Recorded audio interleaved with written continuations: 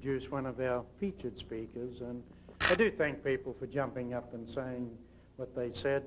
It's not necessary everyone say something, but kind of like collectively we'll get it done. So it's kind of like a team, So back to Illinois, there was another player that came out from there, and he will say something about who brought them all out, who happens to be here too. So we certainly want to acknowledge him. But there's sort of various levels. Zig had an idea, and then people sort of pushed him this way and that way to get at the status that it needed to succeed in the professional community. I was very privileged last year to attend this person's kind of retirement ceremony, and I still remember Doug's comment that Wes Becker is a true scientist.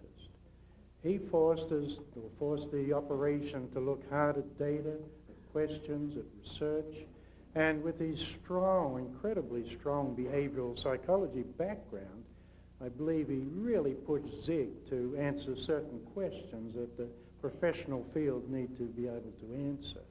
So I know Zig, as always, says that Wes Becker has contributed very, very significantly to the direct instruction movement. So it's very, very pleasing to have Wes come and pay his respects to Zig. Let's welcome Wes Becker.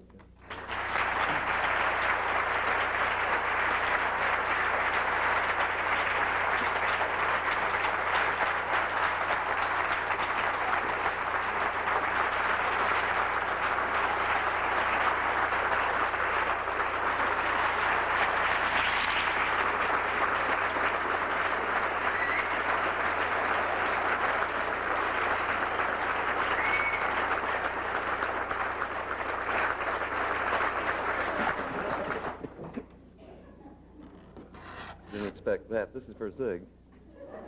I ran into Zig one day when Gene called me up and said, we need somebody to sponsor this program because Bereiter left. And Zig, being a undergraduate, he got his BA in philosophy, didn't have a PhD. The College of Education wouldn't let him sponsor his own Carnegie grant for training teachers of the disadvantaged and running the preschools. So they need someone to sponsor them, and they brought me in, and I said, well, I'll look at it, And what I saw was some of the most remarkable application of behavioral science I've ever seen, and Ziggy didn't know a thing about that. He just figured it out on his own. And after observing what was going on, I said, yeah, I'd be glad to sponsor that. And before too long, we were teaching 10,000 kids in follow-through all across the country. But before too long, we decided we weren't happy in Illinois. So we had a little fight with the dean. He wouldn't give Zig an appointment in the college and some other junk. So we called up Barbara Bateman and said, hey, Barb, we want to move. Now, I was on Barb's doctoral committee, so she had to listen to me, We're thinking of moving 40 people, $800,000, and this huge project to Oregon. What do you think you can do? Well, what does she do? Within 10 minutes, she gets hold of Bob Mattson over here, who is head of special ed. And within 2 days, Bob's back to us with an offer, come to Oregon. And it was Robert, whom should stand up with his bald head over there.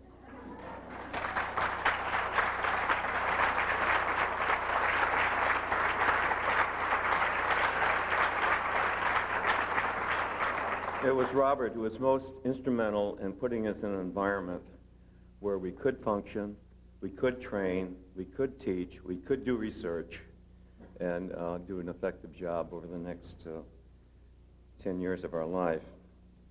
Now, with respect to Zig, I can only say that initially, like other people, I was offended by him, but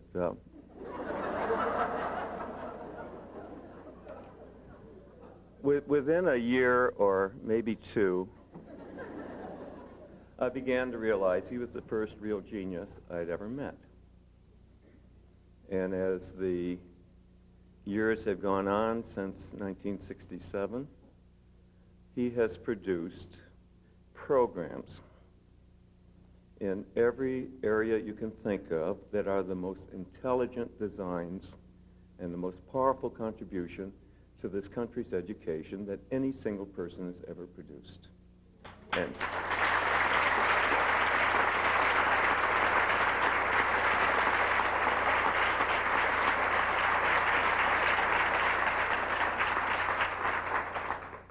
for that, I'm most thankful, and that is my tribute to Ziggy.